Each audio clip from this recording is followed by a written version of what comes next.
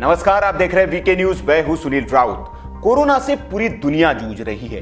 दुनिया के कई देशों में लाशों के अंबार लगे हैं और वैश्विक महामारी के आगे दुनिया के बड़े बड़े धुरंधरों ने हथियार डाल दिए हैं।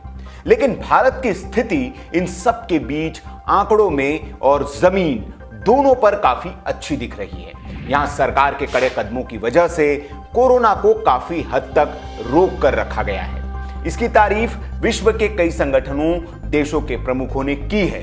यूएसए के एक संस्था ने जो रेटिंग जारी की है, उसमें पीएम मोदी को सबसे ज्यादा अंकों के साथ पहला स्थान दिया है, जबकि सूची में ट्रंप 8वें स्थान पर है।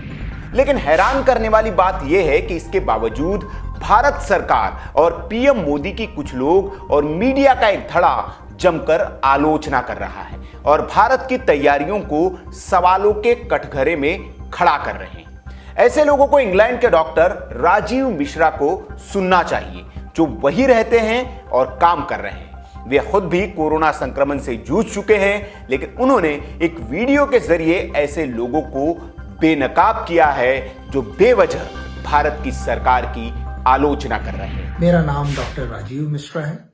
मैं यूके में एक्यूट मेडिसिन स्पेशलिस्ट एक डॉक्टर हूं और मैं आप सबसे कोरोना के बारे में कुछ बातें करने आया हूं, विशेषतः भारत के संदर्भ में।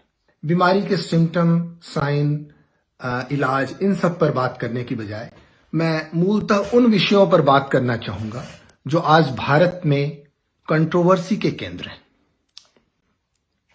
पहली बात, हम वैश्विक स्थिति में दुनिया के सामने हमारी कोरोना के प्रति लड़ाई के परिणाम क्या है।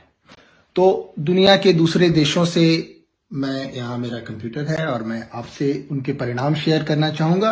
भारत में अभी तक कुल 521 लोगों की मृत्यु हुई है। यूके में अकेले कल 888 लोगों की मृत्यु रिपोर्ट की गई थी।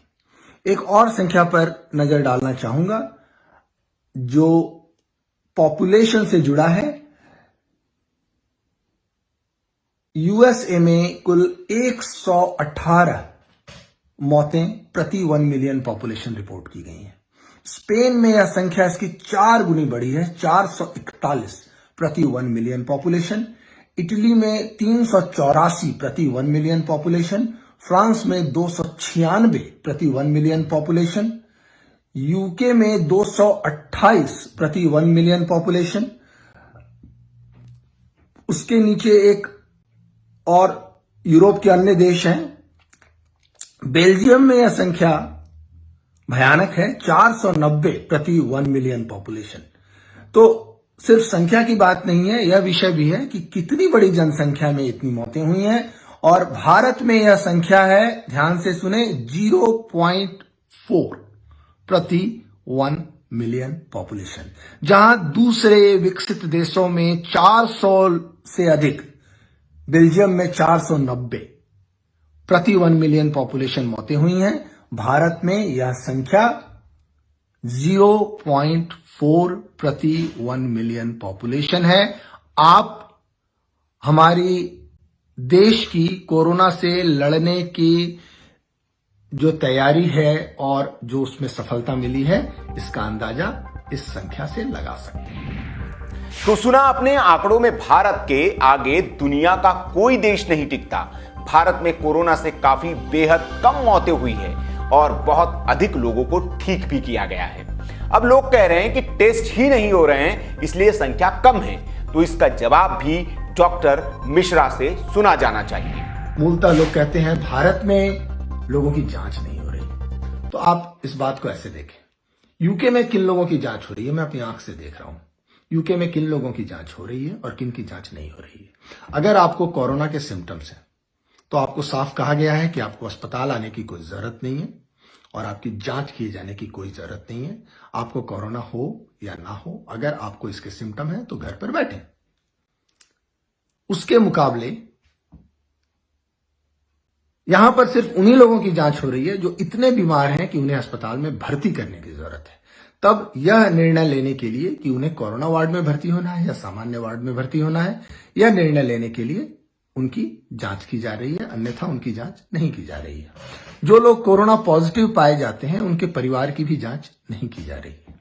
तो यह संख्याएं भारत के मुकाबले इन देशों में किस तरह से दिखाई गई हैं कि अगर यूके में 1,14,000 केसेस रिपोर्टेड हैं, तो आप मान के चलें कि इसका 10 गुना तो केसेस होंगे ही जिनकी जांच नहीं हुई है। मेरे अपने परिवार में सिर्फ मेरी जांच हुई, मेरे परिवार के अन्य 3 लोगों की जांच नहीं हुई। तो दुनिया का हर देश अपने अपने हिसाब से एक स्ट्रेटेजी बना रहा है कि किन्हें जांच की जरूरत है और किन्हें जांच की जरूरत नहीं है। तो हर व्यक्ति की हर रोज जांच करने का कोई अर्थ नहीं है। किन देशों की सरकारों की आलोचनाएं हो रही हैं?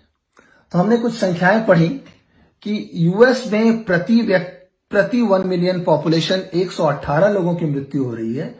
वहीं स्पेन में 441 लोगों की मृत्यु हो रही है। इटली में 384 लोगों की मृत्यु हो रही है। फ्रांस में 296 की मृत्यु हो रही है। यूके में 228 की मृत्यु हो रही है और भारत में 0.4 प्रति 1 मिलियन पॉपुलेशन लोगों की मृत्यु हो रही है।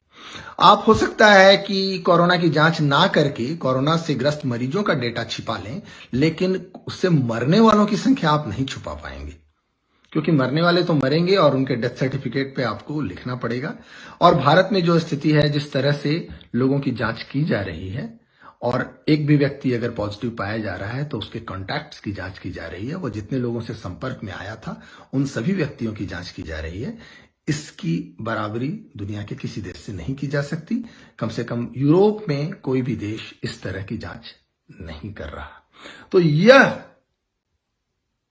आलोचना कि भारत में लोगों की जांच नहीं हो रही है बिल्कुल निरर्थक है, क्योंकि आप किसकी जांच करेंगे? आज आप एक व्यक्ति की जांच कर लेंगे, कल उसे फिर से कोरोना नहीं होगा, इसकी कोई गारंटी है? तो 130 करोड़ लोगों के देश में आप हर रोज हर व्यक्ति की घर घर जाकर रोज रोज जांच करते रहेंगे तो उसका लाभ क्या है? तो भारत में जो स्ट्रेटेजी अपनाई जा रही है कि जिन लोगों को कोरोना के सिम्टम है उनकी जांच की जाए और जो व्यक्ति पॉजिटिव पाए जाए उनके परिवार और उनके कॉन्टैक्ट्स की जांच की जाए, यह सबसे सही स्ट्रेटेजी है।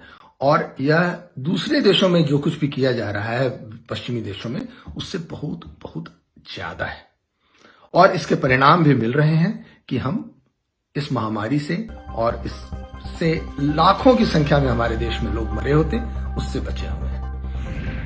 अब बात उस मीडिया की जो मोदी सरकार और भारत की इस बेहतर स्थिति पर भी आलोचना कर रहे हैं। इसकी वजह क्या है, ये डॉक्टर मिश्रा ने खुलकर बताया।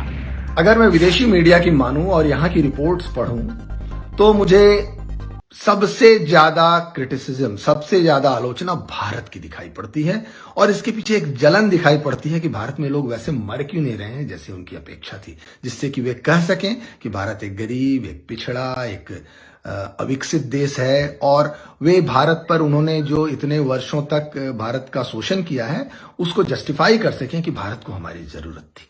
तो यह एक सिविलाइजेशनल जलन है जो यहाँ की मीडिया में दिखाई दे रही है। इसके अलावा एक और बात दिखाई दे रही है, यूके की सरकार की काफी आलोचना दिखाई देती है। यहाँ के ट्विटर पर भी बोरिस द बुचर जैसा हैशटैग दिखाई दिया था। अमेरिका की सरकार की बहुत आलोचना दिखाई पड़ती है, क्योंकि डोनाल्ड ट्रंप हमेशा से वामपंथियों का प्रिय शत्रु रहा है और उन लोगों की, दुनिया की, खासतौर से पश्चिमी विश्व की मीडिया का जो चरित्र है वो वामपंथी है।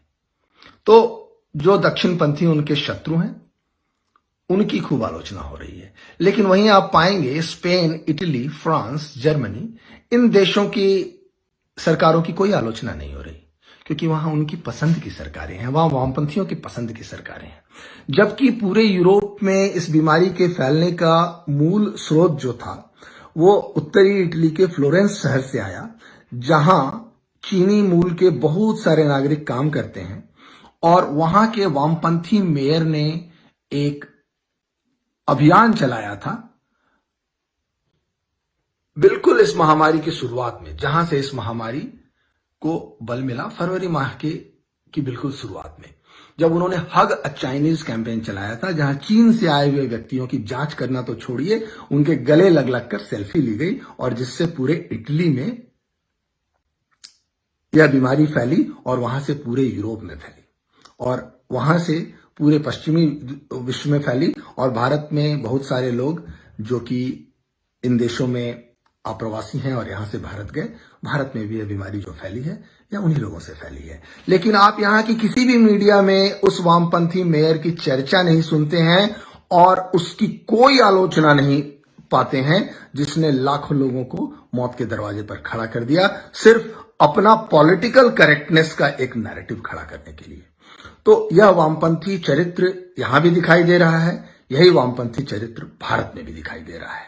भारत में जिस तरह से जो लोग इसके दोषी हैं, जो लोग जानबूझकर इस बीमारी को फैला रहे हैं, उन्हें बचाने की मुहिम चल रही है।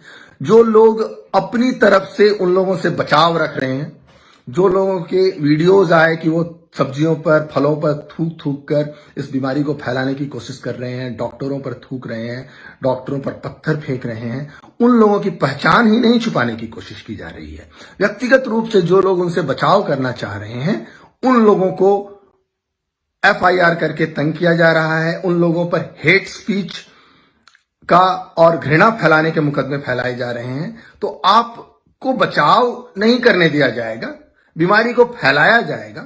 और आप अगर व्यक्तिगत रूप से अपना बचाव करना चाहेंगे तो आपको पॉलिटिकल करेक्टनेस और हेट स्पीच के नाम पर फंसाया जाएगा। यह जो वामपंथियों की तरकीब है, यह ही इस दुनिया में लाखों लोगों की मौत की जिम्मेदार है। जहां तक वामपंथियों के पुराने ट्रैक रिकॉर्ड का सवाल है, लाखों लोगों की जान लेना उनके लिए कोई नई बात नहीं है। उन्होंने हमेशा से लाखों लोगों की हत्याएं उनके लिए एक मामूली सी बात रही है। चाहे माओ हो, चाहे लेनिन हो, चाहे स्टालिन हो, उन लोगों ने लाखों लोगों की हत्या की है और लाखों परिवारों को बर्बाद किया है। तो यह उन्हीं की आज तक की स्ट्रेटेजी का एक भाग है। वे चाहते हैं कि दुनिया में हर जगह महामारी फैले, अव्यवस्था फैले, असंतोष फैले और इस असंतोष की फसल को काटकर वे सत्ता पर कब्जा कर सके। यही प्रयास उनका भारत में है। एक और बात जिस पर मीडिया, विपक्ष और कुछ मोदी आलोचक बार बार सवाल उठाते हैं कि भारत सरकार वेंटिलेटर नहीं खरीद रही है, इसकी कमी है, इस पर भी मिश्रा साहब को सुनना चाहिए। भारत में इस बीमारी को रोकने के लिए जो भी प्रयास किए जा रहे हैं, उनमें एक और चीज जिसकी खूब आलोचना हो रही है कि यहां वेंटिलेटर नहीं है। तो मैं वेंटिलेटर के बारे में कुछ बातें कहना चाहूंगा। पता नहीं जो लोग ये आलोचना कर रहे हैं उन्होंने जिंदगी में वेंटिलेटर देखा है या नहीं। मैंने कई साल ICU के डॉक्टर के रूप में काम किया है और यूके में भी मैंने 1 साल ICU के डॉक्टर के रूप में काम किया है एक्यूट मेडिसिन की अपनी ट्रेनिंग के दौरान। तो वेंटिलेटर के बारे में बता दूं, यह इतनी सहज बात नहीं है। जितने लोग वेंटिलेटर पर जाते हैं उनमें से भी 50% की मृत्यु हो जाती है, अच्छी से अच्छी सुविधाओं के बावजूद, यूके में भी, अमेरिका में भी। तो वेंटिलेटर पर जाने से बचना ही हर किसी के हित में है। ऐसा नहीं है कि वेंटिलेटर रामबाण उपाय है। दूसरी बात, वेंटिलेटर कोई पंचर का किट नहीं है कि अब्दुल मियां आएंगे और पंचर लगा के चले जाएंगे। एक वेंटिलेटर को चलाने के लिए जितनी ट्रेनिंग की जरूरत होती है, वह ट्रेनिंग वर्षों की ट्रेनिंग होती है। इतने दिनों से ICU में काम करने के बाद और वेंटिलेटर चलाने के बाद भी मैं अपने आप को पूरी तरह से सक्षम नहीं पाता हूं कि मैं अपनी इंडिपेंडेंटली एक वेंटिलेटर को हैंडल कर सकूं और सारे कॉम्प्लिकेटेड केसेस को हैंडल कर सकूं। लेकिन और ARDS जो कि इस बीमारी की सबसे खतरनाक कॉम्प्लिकेशन है, उसमें वेंटिलेटर को हैंडल करना सबसे अधिक मुश्किल है। और दूसरी बात, वेंटिलेटर को हैंडल करने के लिए सिर्फ डॉक्टर ही नहीं चाहिए, डॉक्टर तो चाहिए, एनेस्थेटिस्ट चाहिए, कम से कम इंटेंसिविस्ट चाहिए और उनके पीछे वर्षों की ट्रेनिंग होती है। और कुछ लोग कहते हैं 10 लाख वेंटिलेटर दो। अरे 10 लाख वेंटिलेटर चलाएगा कौन? हर वेंटिलेटर वाले मरीज को 1-to-1 नर्सिंग की जरूरत होती है, यानी 24 घंटे हर समय एक नर्स एक वेंटिलेटर के लिए चाहिए होती है, क्योंकि सिर्फ वेंटिलेटर पर मरीज को नहीं डालना होता है। वेंटिलेटर पर डालने के बाद उसे पैरालाइज करना होता है, उसको सीडेट करना पड़ता है। इन सबका एक प्रोटोकॉल है, एक एक सेकंड का हिसाब रखना पड़ता है, लगातार उसकी मॉनिटरिंग करनी पड़ती है। गले से उसकी एक सेंट्रल लाइन डालनी पड़ती है और उसकी आर्टरी से लाइन डालनी पड़ती है जो उसके ब्लड प्रेशर को मैनेज कर सके और कंट्रोल कर सके। सो इतने कठिन और जटिल प्रोटोकॉल हैं जिनको कि हैंडल करने के लिए 1-to-1 नर्सिंग की जरूरत पड़ती है। अगर आप बहुत रिस्क लेंगे तो आप शायद थोड़ी देर के लिए 2-to-1 नर्सिंग कर सकते हैं, अगर एक नर्स ब्रेक पर गई हो तो। तो एक वेंटिलेटर को चलाने के लिए 24 घंटे में कम से कम 3 नर्सें चाहिए। आप 10 लाख वेंटिलेटर मांग रहे हैं तो आपको 30 लाख नर्सेस चाहिए, और वो ट्रेंड नर्सेस चाहिए जिन्हें इस चीज का पुराना अनुभव हो। अन्यथा आप एक मरीज को पैरालाइज कर देंगे, वो खुद से सांस नहीं ले सकेगा, उसके गले में ट्यूब डाल के उसको वेंटिलेटर पर जोड़ देंगे और उसके बाद उसको आप मॉनिटर नहीं करेंगे तो आप उसकी जान ही लेंगे। तो जो लोग कह रहे हैं हर किसी की टेस्टिंग करो और हर किसी को वेंटिलेटर दो, उन्हें ना तो टेस्टिंग की कोई समझ है ना वेंटिलेटर की कोई समझ है। उन्हें इस बीमारी को रोकने में सहयोग देने की कोई रुचि नहीं है। उन्हें सिर्फ सरकार को ब्लेम करना है, उन्हें सिर्फ अव्यवस्था फैलानी है, उन्हें सिर्फ समाज में असंतोष फैलाना है और उस असंतोष की फसल काटनी है। उन्हें कोई समझ नहीं है कि वेंटिलेटर कैसे काम करता है और किसकी जांच की जानी चाहिए। ऐसे लोगों से बचें, ऐसे प्रचार से बचें। मैं कहूंगा हमारे देश में आज के दिन में अगर लाखों मौतें नहीं हुई हैं, सड़कों पर लाशें नहीं गिरी हुई हैं, इटली और स्पेन वाली हालत नहीं है, तो इसके पीछे हमारी सरकार की दूरदर्शिता है, हमारे सरकार का हमारे प्रति कंसर्न है और यह एक बहुत बड़ी उपलब्धि है। ऐसी स्थिति में अपने देश का और अपने सरकार की पूरी व्यवस्था के साथ सहयोग करें और जो लोग इसमें बाधा बनते हैं उन्हें पहचानें, उनसे दूरी बनाए रखें, ना भूलें ना माफ करें। तो सुना आपने, राजीव मिश्रा को सुनने के बाद आपके जहन के पर्दे जरूर खुल गए होंगे और आपको अपने भारतीय होने पर गर्व हो रहा होगा, क्योंकि दुनिया के इस विशाल जनसंख्या वाले देश ने जिस तरह से कोरोना को रोककर दुनिया के सामने मिसाल पेश की है, उससे बड़ी बड़ी महाशक्तियां भी हैरान हैं। तो आपको ये वीडियो पसंद आया हो तो लाइक करें, शेयर भी करें और इसे ऐसे लोगों तक जरूर पहुंचाएं जिनको वेंटिलेटर कम दिख रहे हैं, तैयारियां नाकाफी लग रही है और जिनको लग रहा है कि टेस्ट नहीं हो रहे हैं। और ऐसी खबरों के लिए हमारे चैनल को सब्सक्राइब जरूर कर लीजिए। वीडियो देखने के लिए आपका आभार। जय हिंद, वंदे मातरम।